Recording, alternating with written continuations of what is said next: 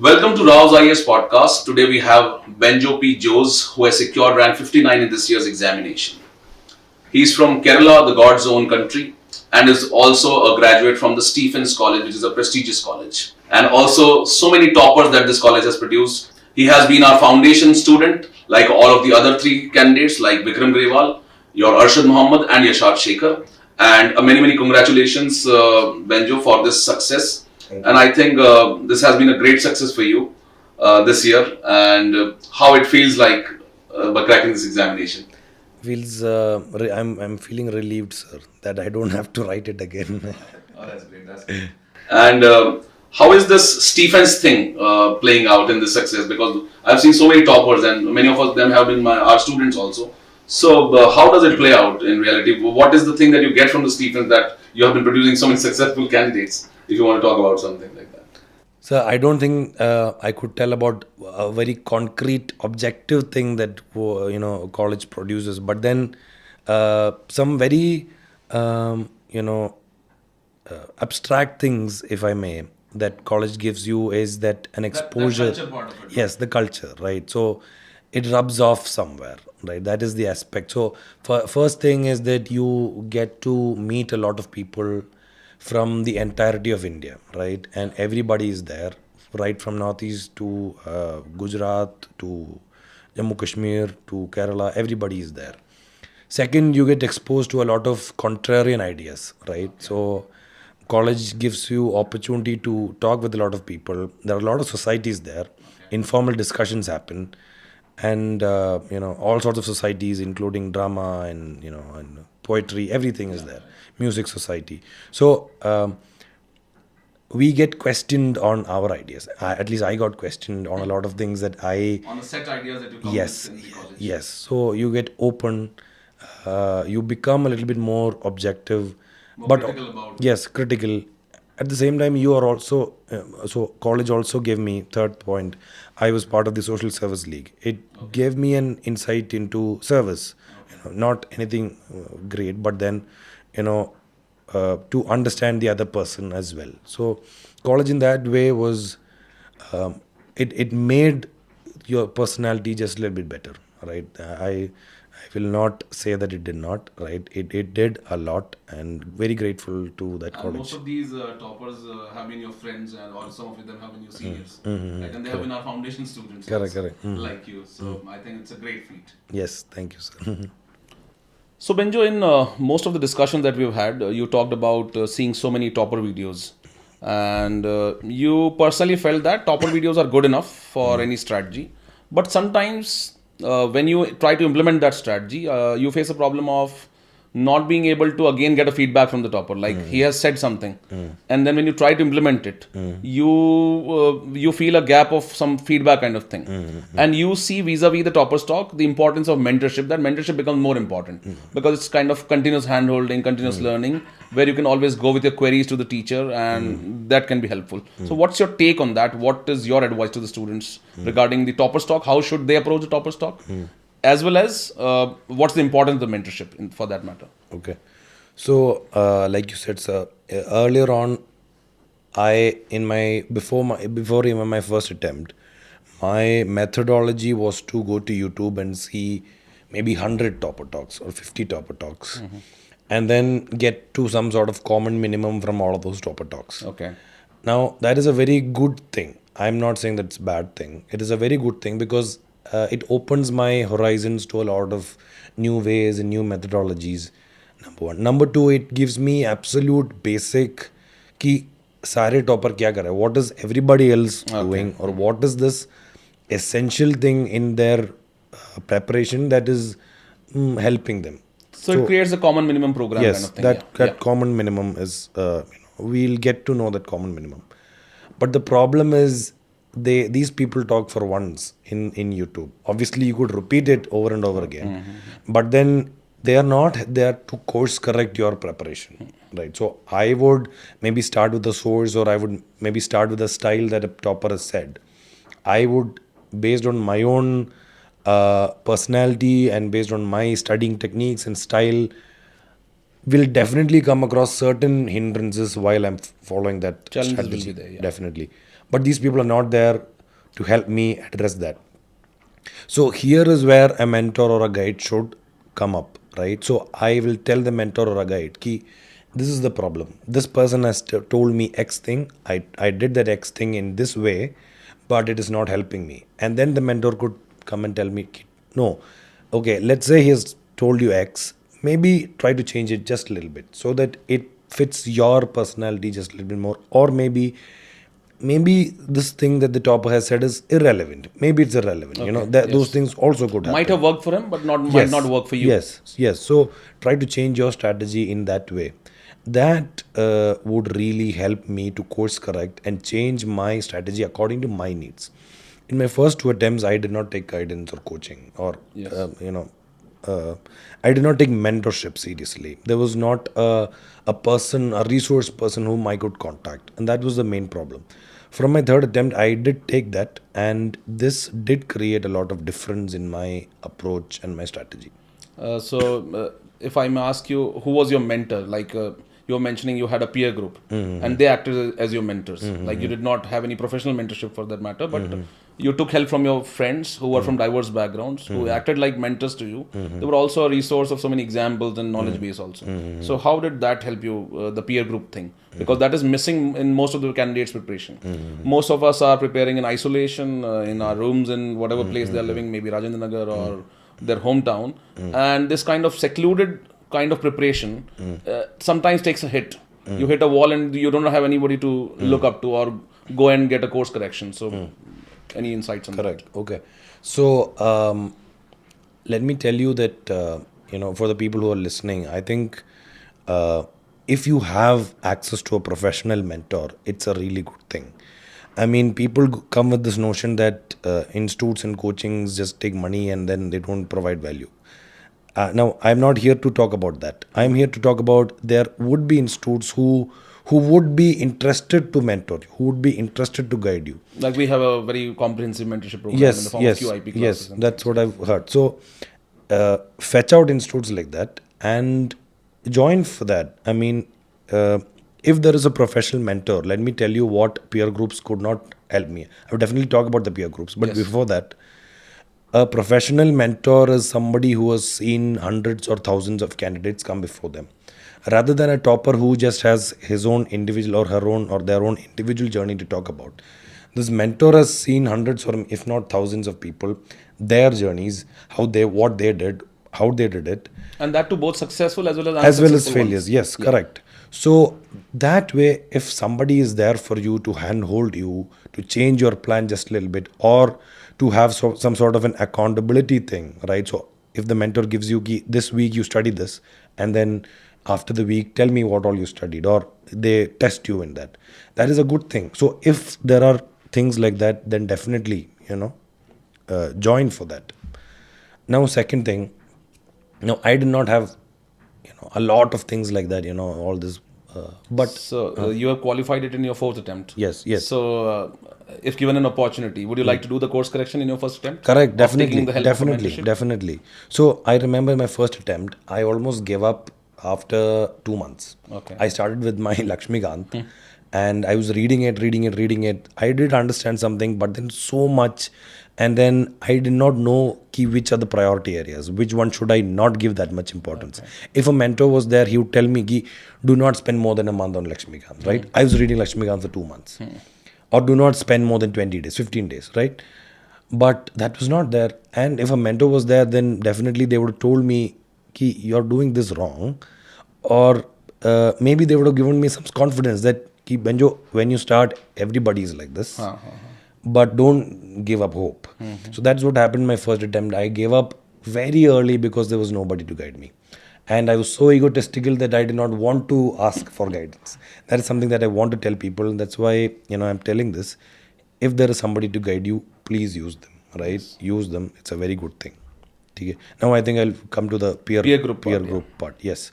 So now peer groups, see, personally, I am a person all through my school and possibly even though I did not study much in my college, but still in my school as well as in my college, I was, a person who studied by myself, right? I did not engage in peer discussions or groups or anything. I just read the book by myself, and that's what I did in my first 2 attempts as well. Yeah. But And you did well in your school because you Yes. got into Stephens then. yes, but then Stevens is a whole different story.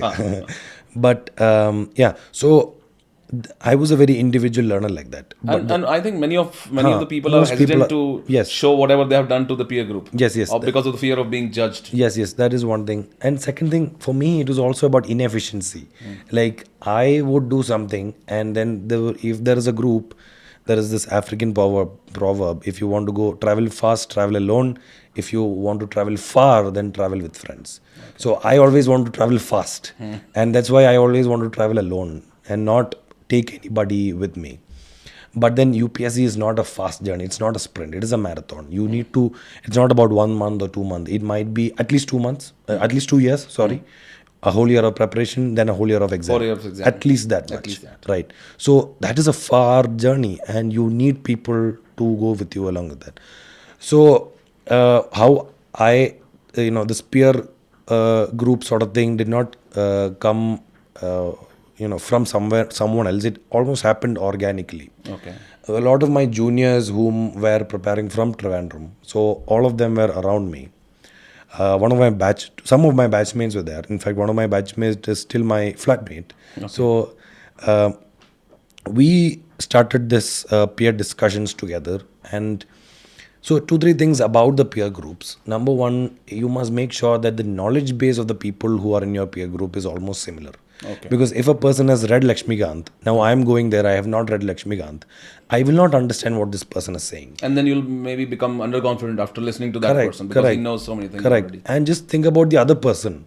He is looking for efficient people to increase his knowledge base or help him with the exam. Now, I am going there, I'm entirely stupid, and I don't know what is there in Lakshmikant. What can I add? I cannot add any value to them. So it is that sort of knowledge base, if a similarity knowledge base is there, that is where the success of that peer group is built upon. Yes. So that needs to be understood first. Second thing, a peer group must not, must consist of people who have similar values. Okay. Right? Similar values in the sense that there might be some people who are, very, they might want to put their ideas first. Yeah. There might be some people who might turn down other people's ideas. But a peer group should be a safe space. Everybody should be able to talk. Everybody should be able to pitch in their ideas. If somebody does say something, not very relevant, it should be like a therapy zone. Yes, sort of. A safe space is created that you can come up with any ideas. Yes. And you're not be judged for that. Yeah. And not be judged for that. And it is, it is helping everybody. It is, everybody is edified by being in that peer group. That is one thing. So the first is about the knowledge base, second is about the values, and third is that this peer group should be something that, in my case, it was an organic thing, right?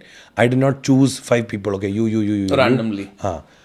That did not happen. It happened organically, and when it happened, it did help us. Okay. Now I'll tell you one thing that we did. So now when people are listening, they might feel that this peer group is a very abstract thing. ये क्या कर रहे हैं? चाय P रहे हैं, चाय पे चर्चा हो रहा है, नहीं हो रहा है.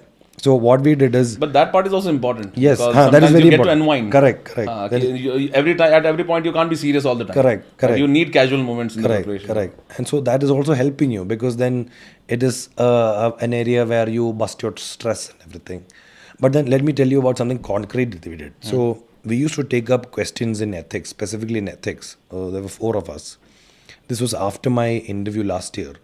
And we used to take up questions. And what we used to do is, we used to scribble down, brainstorm answers for the questions individually. We used to meet on Zoom or Google Meet. Each of us would brainstorm the question for maybe 3 minutes or 4 minutes. Just that. We'll scribble down, just brainstorming. And then after that, we will talk to each other about the points. Right. So I'll tell my points, somebody else will tell his or her. And the greatest benefit of that is that I get to know a lot of diverse opinions, a lot of diverse points and knowledge that maybe I knew all of those, but then these people are applying them in this particular question in a very beautiful way, and I imbibe that, number one. Number two, I got to know a lot of new information, a lot of new data from these people. So that is a very concrete thing that helped me in my preparation. If people who are listening to this have peer groups, then I would definitely encourage them to form these sort of groups to do concrete things like this. Second way in which peer groups helped me was in my mock interviews. So I took very less mock interviews this year, but I had a very good peer group. There were two of my batchmates, three of my juniors, and they used to ask me questions. Three of us were going to the interviews, and then the other three would ask me questions, would ask each of us questions. We did that almost every day, or maybe every 2 days or 3 days. And that also helped me to sort of understand my DAF, read more about my DAF and everything. And these are also people who have no inhibition in asking me questions. And so I don't feel judged similarly, in a similar fashion in a mock interview. So in a mock interview, if they, we are always a little bit fearful that, okay, what is this panelist, thinking about me? But in a peer mock, no judgment, no ego. You can speak your mind. Yes. And so these are two ways, concrete ways in which the peer group helped me. Oh, that's great. I think it's a very good insight. Now, the thing that we have been talking about the toppers and the peer groups, what happens is when the topper is saying something, it's like a plan that person is giving to you. And the problem with the plans is when they start, they look very beautiful. Yeah. But when the problem only arises when you start implementing them. And that is when the role of the peer group or the mentorship comes into play. This is what we have I think learned from you. Yeah, that is the difference between the plan and the strategy. A plan is something that's very static. You just keep plan is कि मुझे बनना है IAS बनना है या कुछ. That's a plan. That is a plan. But और उसके लिए ये करना है, 3 months I have to do GS, 3 months optional. That is a plan. A strategy is something that's nimble.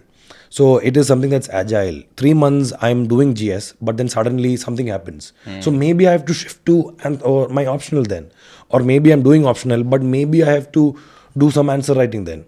This is entirely a new thing that comes to me, but because I am agile, because it's a strategy, I could modify it. It is a flexible thing. It is not a rigid thing that this topper is told 3 months back, 4 months back. And I think this has been the problem with the government's planning also in the 5-year plans. Yes, they used to come up with very beautiful plans, but when implemented, that is when the problem started to come up. And they could not rectify on the go. It was a very top-down approach, and no feedback was there, no feedback loop, no flexibility, no constant improvements, nothing.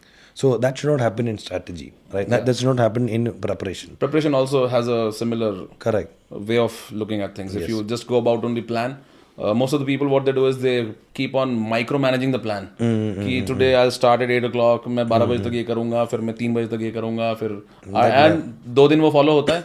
And then you do not realize that you are human and you are bound to make mistakes. Correct. Whatever you have planned, the idealistic or goal that you have set for yourself might not be implemented as well as you have planned it. Correct. And when you've put in those arbitrary goals and you do goal not has to be achieve realistic it, also. And you do not achieve it, you beat yourself down. Yes. Ki bhai, I am stupid. That's why, or I am lazy. That's why I'm not able to meet this goal. You start judging yourself. But your goal is too perfect. That would not be, it's too ideal. It is almost impossible to achieve that goal. So I was this sort of a person initially. I used to note down 10 things to do in a day. Many other people will also be doing something similar like that. If I miss out on half a thing, I would beat myself so bad. Ki mera 9.5 ही हुआ इस दिन, I'm a failure. I have seen people making graph for the number of hours they have studied on a particular day. तो वो target होता है कि आज 10 घंटे पढ़ना है, and then the graph में कि आज 6 ही है, फिर कल 8 है, फिर 10 है, and then this tool which was supposed to be a means to an end has become an end in itself.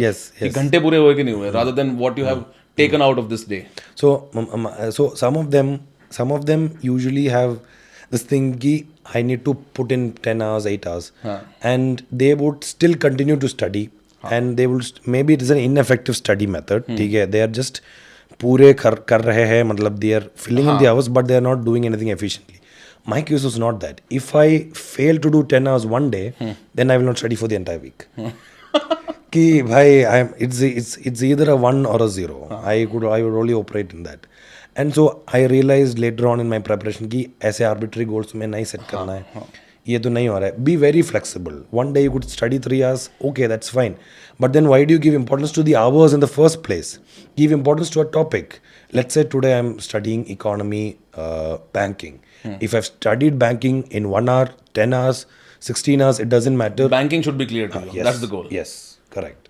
And I think you had anthropology as the optional. So usme, the good thing that we have learned about human beings is they have been very flexible in their approach. Yes. And they have adapted so well to the changing environments that they are the ones who are I think they have the highest population on this planet. Yes. So I think that has contributed a lot to the evolution. Correct. Very good insight, Benjo, on this issue. And you have been telling us about how people are more focused on a very mechanistic approach to writing answers in the examination and very mechanistic approach to mugging up things. Like people, this is what is a common notion among the aspirants that you need to mug up a lot in the UPSC. Of course, there is some sort of mugging is required, no doubt about it. But I think the thinking part has been missing. People have gone on to understand that this exam has now become a very rigid kind of paper now. You have a set formula of writing the answers. You have set points that you need to learn, and then you need to replicate it. Yes. And that is where some of the students, what they do is they directly pick up the topper's notes. Yes, correct. Rather than just mugging up those notes, I think there is a more need for starting to think in that direction. Yes. Which will then make it really easy for you. And you have practiced it yourself in this. Yes. In the discussions that we have had, you told us you have been focusing more on the thinking part of it. So can you throw some light on how you implemented it? Okay. And how you developed this phenomena over your attempts, like how it was in the first attempt and how it matured in your final attempt. Okay. So in my first 2 attempts, I was not mains oriented. So I did not develop brainstorming or thinking anything then. My main intention in my first 2 attempts was to gain information and knowledge. Okay. In my third attempt as well, it was the same. I just wanted to clear prelims. I did not do mains before. And even the UPSC mentions in its syllabus, it's not an exam of mere memorizing of the information. Yes. It's more about the application. Yes. So in my first 3 attempts, I just did that memorization. Okay. Right, I tried to memorize all of this, but then I realized, I was writing tests. Some of my friends, they have exceptional memory. Right, I don't have that much memory. I could get that memory if I spend considerably more time. Okay. But there is this person who just read it once and then they'll know it. They have a photographic memory. Yeah. They might read it twice, they might know it. I can't do that. I might have to do so you might know the forgetting curve, right? So I do one thing today, then I have to read it tomorrow, then I have to read it 1 week later, then 1 month later. That is the forgetting curve. So that is my thing as well. But now in UPSC, I don't have that much time to memorize everything. And this amount of syllabus that you have to handle. Yes, exactly. It's vast. So mugging up everything certainly was not the option for me. So that is when, after I cleared prelims in my third attempt, there was this senior of mine, right? He's currently not preparing. He's doing something else. But then he was the person who introduced me to brainstorming and thinking. So what he told is that, Benjo, you don't have to write a lot of answers. See, I was very skeptical of this in the first instance. I still wrote answers. And also, let me again clarify, writing answers is very important. Yes. I'm not saying that writing answers is not important. Definitely write answers. But hear me out entirely and then maybe people will understand. Okay. So, what he told me was that if you want to you would get marks if you bring diverse points in the answer, right? This is exactly for GS, not for your optional, but for GS. You would get marks if you're multi-dimensional.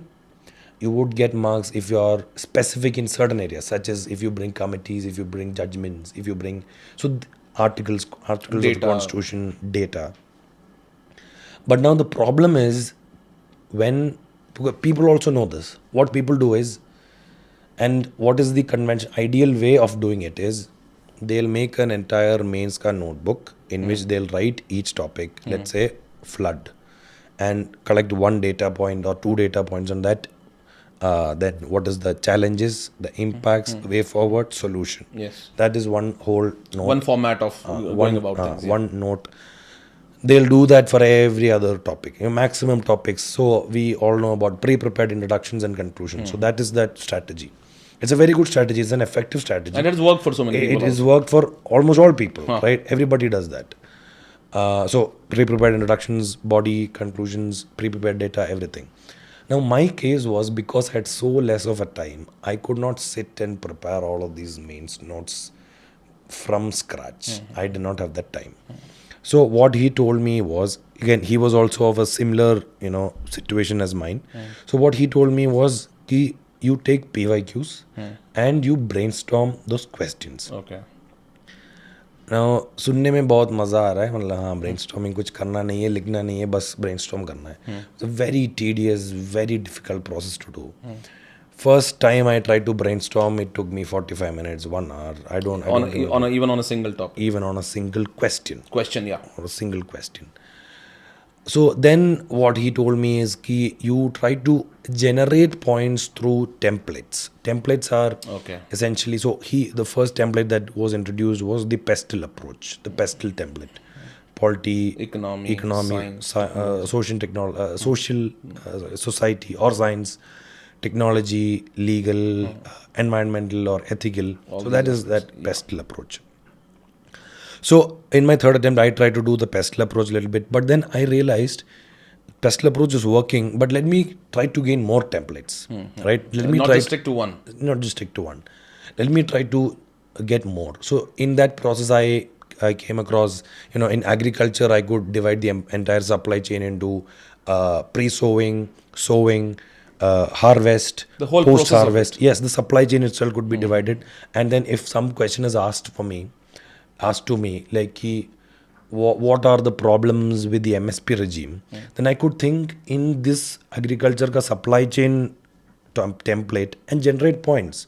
Okay, in MSP pre-sowing, what is the problem? So MSP is usually done in pre-sowing. So then people are not diversifying to different They're forced crops. to grow only fixed crops Yes. because of the fixed market rate that's going to be Yes. So now coming back to the marketing, can I get some point in the marketing aspect, which would be connected to MSP? To MSP. So in this way, when I try to understand templates and try to generate answers through the templates, it became easier for me in the long run.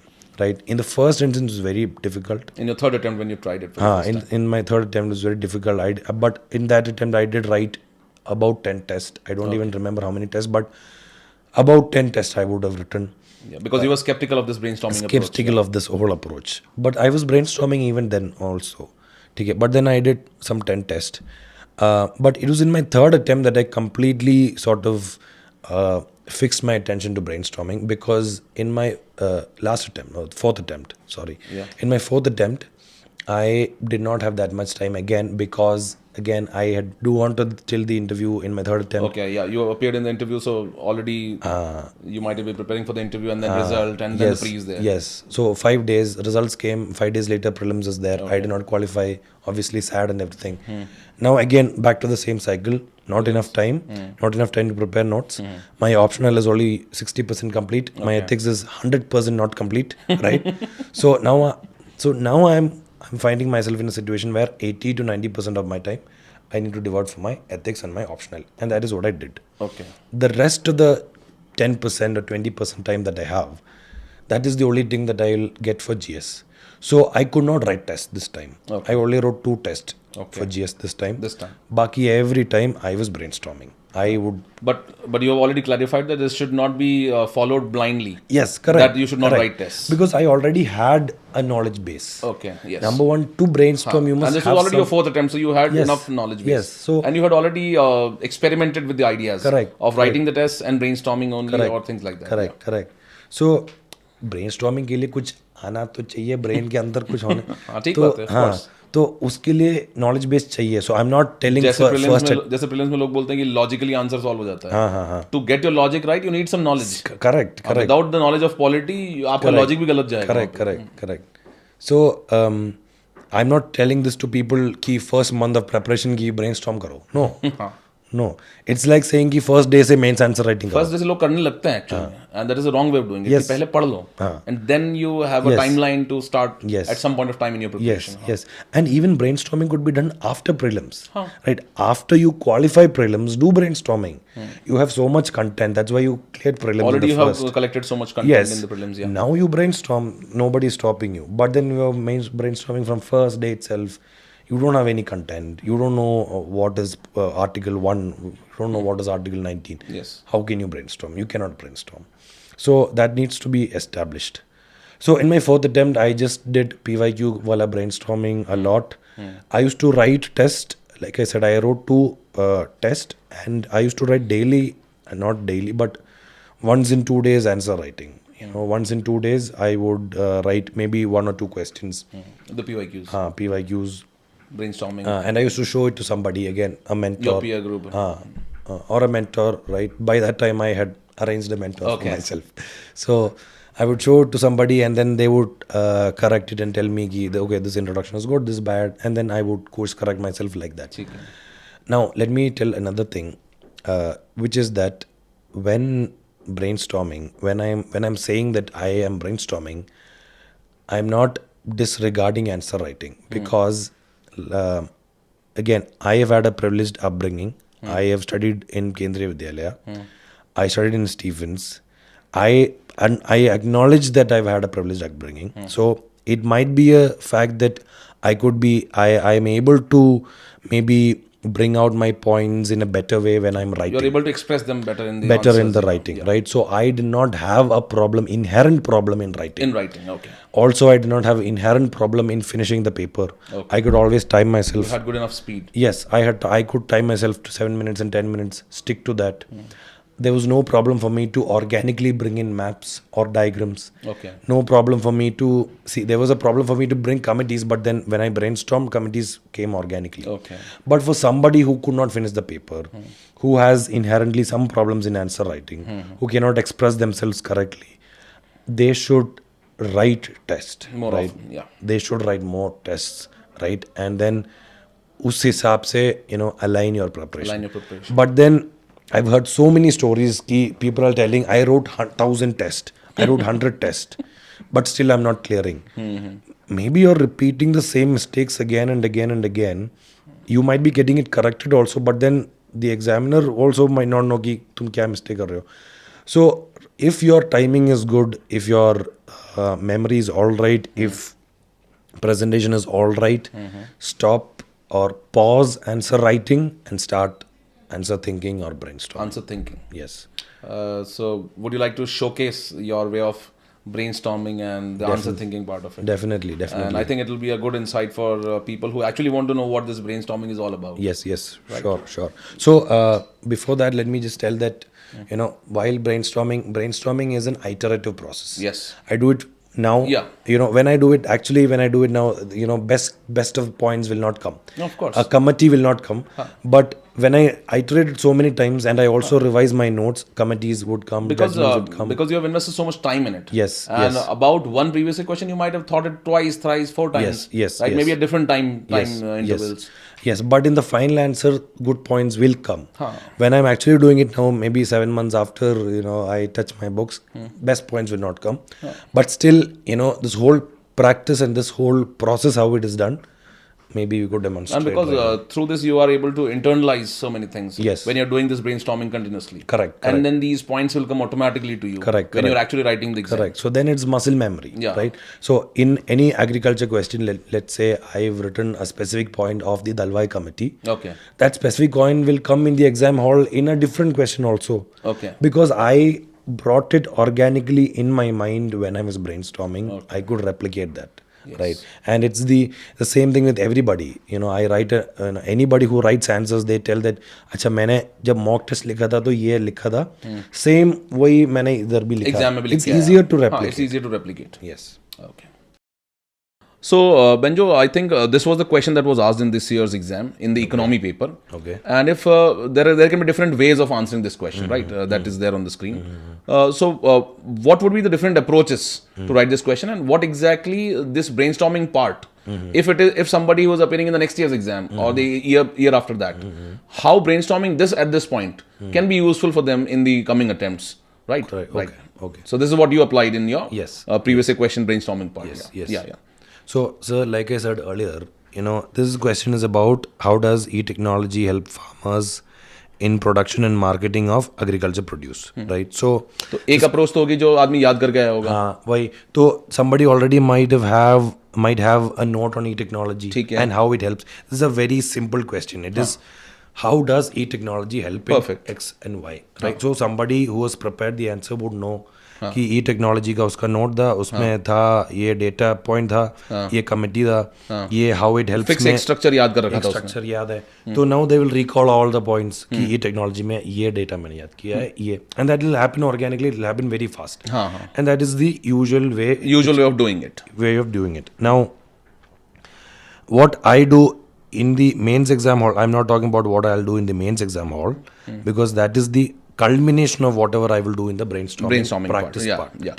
For example, you took this question before the examination. Yes. And then you have started brainstorming at your home. Yes. Similar question. Similar question. Or a different question. But then, I would get points for this question based on that brainstorming earlier. Perfect. Okay. So in my brainstorming or this thinking process, I would take this question and I would try to scribble it down. I will just try to write, X or Y points like this. That is all that I'm trying to do. Okay. So now let's say, so again, see, I think that there are two parts for answer, and I'll just tell about that also, and then we'll go to the brainstorming. The first part is the IBC. See, the introduction, body, conclusions needs to be there. There needs to be some value addition that needs to be there. There needs to be presentation, all of that. So for all of this, the best way to do it is that to align your space and your time, it's best to write answers. Right answers. Yeah, that's a traditional way of doing it. Yeah. And the second thing is your diversity of points. Okay. So as an administrator, I really do think that there needs to be multi-dimensional approach to any question or any aspect, even in your actual any approach towards anything, any problem that you face. So for this, I think brainstorming is the best way to go about it. Okay. Now that I've talked about that also, now we'll actually go and brainstorm something.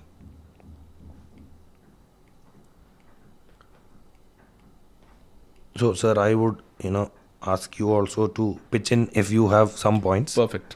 Okay. And again, it should not be recalling. We'll just try to organically do whatever. Okay, we'll try to have a template and then think according to the template. Yes. So, again, we'll not just do the intro and the conclusion right now. No. Because that is a whole different thing. Yes. We'll just do the body We'll do the part. brainstorming part of it. Yes. The body part. Okay. So, here the question is, how does e-technology help farmers in production and marketing of agriculture produce? Perfect. So usually in agriculture, so this is one way of brainstorming. Usually in agriculture, I would have a sort of breakdown of the supply chain in its entirety. So maybe pre-sowing, then sowing, then harvesting, or between sowing and harvesting there would be the growing part of the crops or something. The pesticides that are required. Pesticides, everything. So it might be what... you can say caring of the crop. Caring or something like that. Yeah, any intermediate step. So then there is harvest. Then there is post-harvest. And in post-harvest you have... threshing part of it. Threshing and... Harvesting. Yes. So harvesting you have... then storing it properly. Storage. Then you have transportation. Then you have marketing. Sending it to the mandis. Then you have branding. Yeah. Then you have value addition if you want, right? Yes, value addition of the products. And you can even process that. Yes. So processing. Processing is value addition only. Yeah. So now you just all of these in all of these steps, how the e-technology is going to help you. That is the whole crux in of simple ways how this question would be attempted. So now let's actually think about how in pre-sowing, how could e-technology help us? Yes. That is a very... So right off the bat, I am thinking let me just think about pre-sowing. What is pre-sowing? What all things come to my mind? First, in fact, is the decision of which crop to be grown. Correct. Deciding the crop. Correct. So what is that dependent upon? It is dependent upon maybe your soil. Climatic conditions. So e-technology could help. So there are in the Krishi Vigyan Kendras and everything, there are soil testing. Yes, of course. So that is done by e-technology. Yes. So soil testing could be done in the you can get the reports online. Yes, things like that. Correct. And then there's the Kisan, the soil health card also is there. Yeah. So that health card sort of thing. And you can just start getting the information. Yes. Correct. About if you decide on, let's say, growing wheat this time. So how wheat is grown? Is it good for my agroclimatic conditions? Yes. And that all can be accessed through the e-technology that you already have. There is another thing, pre-sowing, we could have satellites or we could have drones to look at the whole area of the the whole landscape, and then see where all should I plant what all crops. Perfect. So all of this could be written in e-technology. In the e-technology. So this is essentially the brainstorming, and this is a very abstract. So at every step, how the e-technology is going to help. Yes. If you can come up with certain examples, you can put those examples. Yes. So like I said, see, Krishi Vigyan Kendra is it's an example for the first step. Soil health card is an example. Yes. Right. So these are examples that I could write in the answer that will add value to my. Oh, perfect. So this looks like it will be like a story then. Yes. If you know the whole supply chain, if you can write your inputs or how the technology is going to help you, it is like a supply chain. In the production part, that is the first part, how it is going to help you. Yes. In the post-production part, on the marketing part, how it is going to help you. Yes. And if you have written it in this manner, then you need not mug up any points for that matter. Correct. Only the examples that you have already done in your knowledge gathering part, they will automatically come up to you. Correct. And there is another added benefit here. If you actually write it like this, yes, if the subheadings are this, yes, then what the examiner will understand is you are a person who completely knows agriculture also. You have comprehensively covered every part, right? You know pre-sowing, you know harvest. Actually, you might not know it, right? But because you know the supply chain, and nobody ever knows anything. And this is the bird eye view that you need. Yes. If you have, and this is the bird eye view that administrators must have. Right? Yes, of course. This is also there in corporate, right? We go to consultancies and they operate on templates. They have templates, they have broad ideas. Points are brainstormed based on this, consultancy wise templates. Exact same thing we are replicating here. When we do this, the entire supply chain is there. Examiner feels that this person is very knowledgeable, right? And we are bringing in diverse points. Then you will not have to mug up all the points all the time. Yeah, of course. When you will be reading something, some things will stick to your mind. Yes. But this is how you will be recalling them. Correct. Sometimes what happens is you gain so much knowledge, but that lies dormant. Yes. Because of not having a framework, and that cannot come up when you're writing the answer. Correct. वो याद ही नहीं आता आपको exam में. Correct. And then you go back and see the notes. आपको लगता है मैंने लिखा तो इतना सारा याद किया था और मैं याद ही नहीं लिख ही नहीं पाया एग्जाम में, एक्सप्रेस नहीं कर पाया. Correct. And that will happen when you reiterate. You have to do this process time and again. And again. Not just to one question, but this is a endless game till you succeed in the exam. So, because you have not writing a lot of answers does not mean that all of that time is saved. All of the time should be going to brainstorm. To this part of Yes. And when you brainstorm, you'll get diverse points. Oh, that's great. Let's take another question. Let's say this is a this is an economic question. So let's see this question. Let's go with this. No problem. This is a society question. Yes. Is diversity and pluralism in India under threat due to globalization? Justify your answer. Yes. So personally, I feel society is an area in which brainstorming can work wonders because society में सबको कुछ तो है, मतलब सबको कुछ idea है, सबको कोई ओपिनियन भी है. हाँ बिल्कुल, कि संस्कार ऐसे होने चाहिए, मॉडर्निटी ऐसे होने चाहिए, ये बैलेंस होने चाहिए, ये वाला वेस्टर्न से हमने ऐसे उठा लिया, ऐसे उठाना नहीं चाहिए था. Everybody is opinionated in society. It is just that they could, if they could bring those points into the answer, they would be rewarded. So like that. So first thing, let's understand the question here. Question is diversity and pluralism in India under threat? Threat due to globalization. So, see, in society questions, when an opinion-based question is asked, I will usually write it in two ways. In the body part, I will say yes, it is under threat, and no, it is not under threat. Yes. Now, I just need to, and that is something that I do by default, right? And sometimes in no, there might not be that many problems. But then I know ki I will write a yes and a no. Okay. Right? I will not in the beginning itself write a yes and a no in the paper and then try to fill in. But in the back of my mind, I should bring up some points from the yes part, some points from the no part. Okay. Now let's think about some yes part ka question. Is diversity and pluralism under threat due to globalization? So we need to, so in globalization, or in any other question, a very simple template that we could use is maybe the syllabus. Okay. So let's think about in syllabus terms and try to bring points in this. Okay. Or in globalization itself, maybe we could think in different ways. So because both of us know anthropology, in globalization is there and migration. We could divide globalization. So there is migration, there is globalization. There is technology. Technology, there is globalization. Political ideologies, there is globalization. So what all things like that? So For example, in economic opportunities, economic the world is opportunity. globalizing. Yes, It has become economic flat. opportunities. That So- is what we say. So this could be one template that we For could understanding use. globalization. Yes. Yeah. Or like I said earlier, syllabus is the best, easiest template out there. Because I think personally UPSC syllabus is very comprehensive. Yes. सारे के सारे They have touched upon almost all the aspects. points Yeah. है, वो सारे आएंगे इधर. So let's think in syllabus wise. Let's think from the first point itself, from first GS1 And that's history. history. So in history, could we think of any connections Yes. with diversity, pluralism, and globalization? Yes. Historically, So, could yeah, I think the first point that comes up is globalization is not a new phenomena.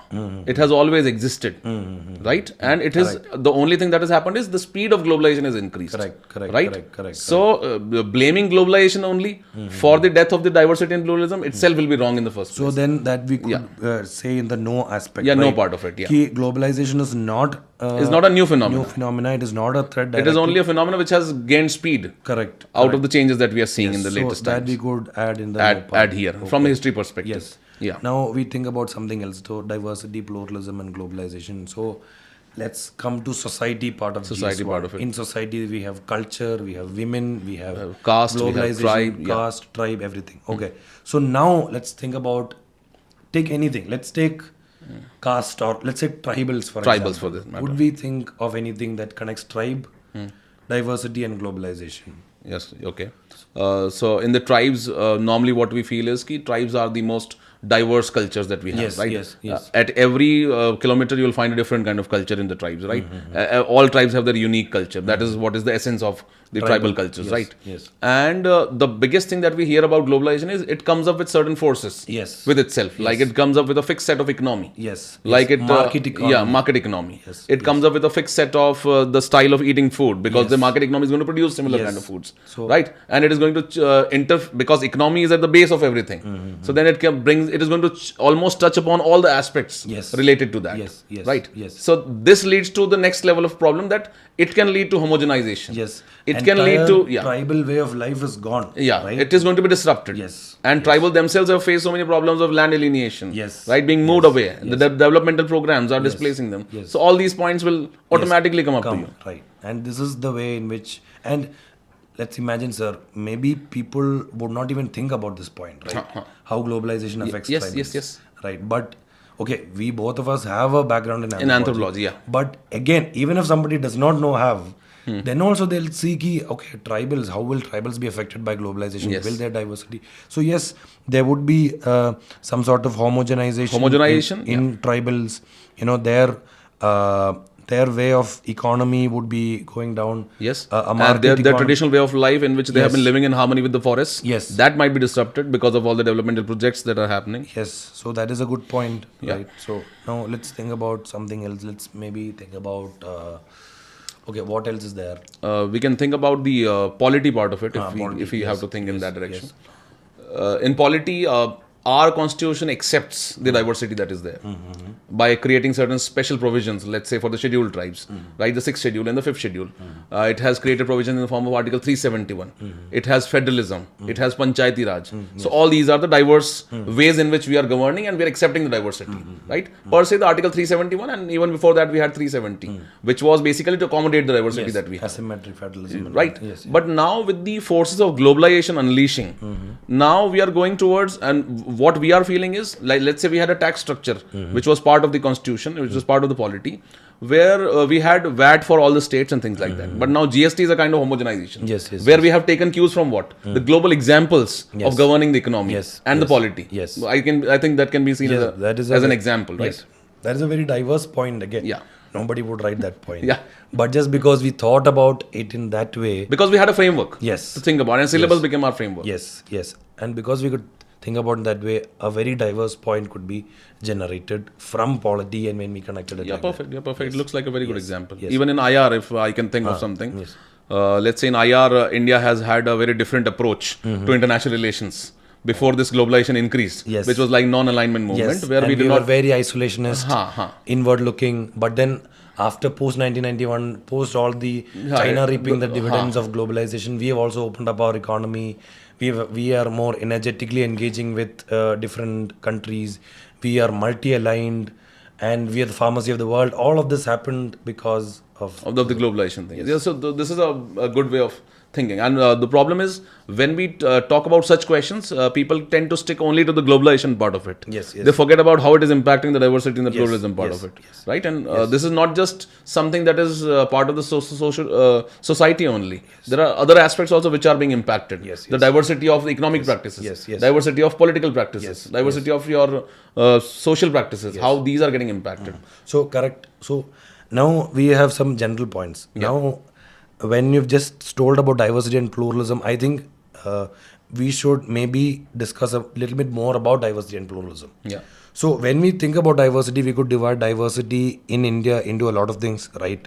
Yeah. So diversity of religion, Yeah. diversity of language, diversity marital of clothing, practices. diversity of marriage, diversity of cuisine. Yeah. Now, could we think of how globalization is affecting each of these diversity practices, right? So maybe I could think that globalization brings with it some Eurocentric values of rationalism and individuality. Maybe family, because of that, is going down. Is changing. Religious practices is, becoming from a very ritualistic religious practices. We are going more to the faith aspect based on some rational principle of globalization. That could be one. Yeah. Cuisines, we have.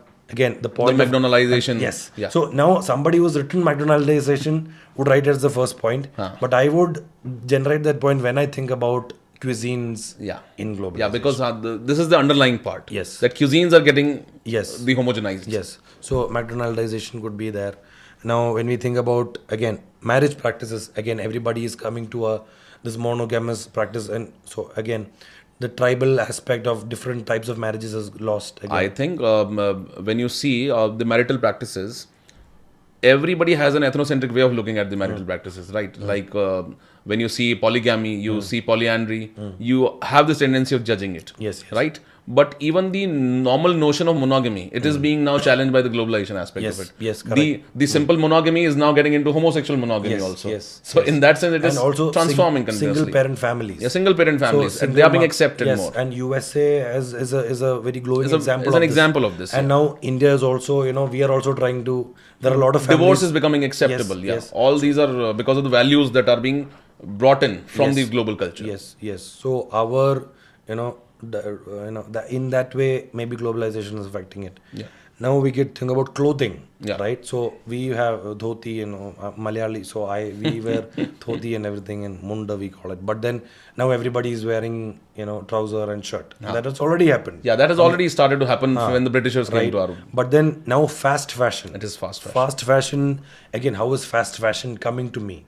I'm seeing reels on Instagram. Yeah. Isn't that an example of globalization? Of course. Right? So those sort of points are very diverse points that I would generate. Rather than going with a straight-jacketed approach to such questions, there can be a template to think about that can act as a base for you. Yes. That structure paradigm for you, and then you generate points and it becomes easy for you. Correct. Otherwise, sometimes when this question you see, you have a kind of brain fog. Kya likhu isme? हाँ. I know everything and I can't write anything. So that kind of thing happens most of the times. I think it's a good insight into the thinking part of it, and I think this is something that people have been discounting. Even if you have to write tests, why not apply this formula? Yes, correct. You practice it in the test itself, and even before going to the test series, you just do the exercise at home. So before my exams, this was the thing that I did. I took PYQs. I did not write test. Just before the exam, I would even before a mock test, I would take all the PYQs. I wrote 2 mock tests, and before both of these mock tests, I would take the PYQs and just brainstorm. And the same points I would write in the mock test as well. Right? It's a great way of doing things. But then again, it needs to be iterative. It needs to be done over and over again so that it is fast, right? Somebody telling that this is vague, it's a very abstract thing, you're correct. In the beginning it's abstract, it is vague, it's very difficult. Yeah. But once you do it over and over again, it gets easy. And this brainstorming part, because we are discussing things here, so it looks slow. But when you're doing it on a piece of paper, you'll be doing it very quickly. Yes, correct. Yeah. And what I understand is human thoughts, they do not come in a straight line. They always come randomly. Yes. And to arrange those random thoughts, you need a structure. Yes. Where these random thoughts can be put up.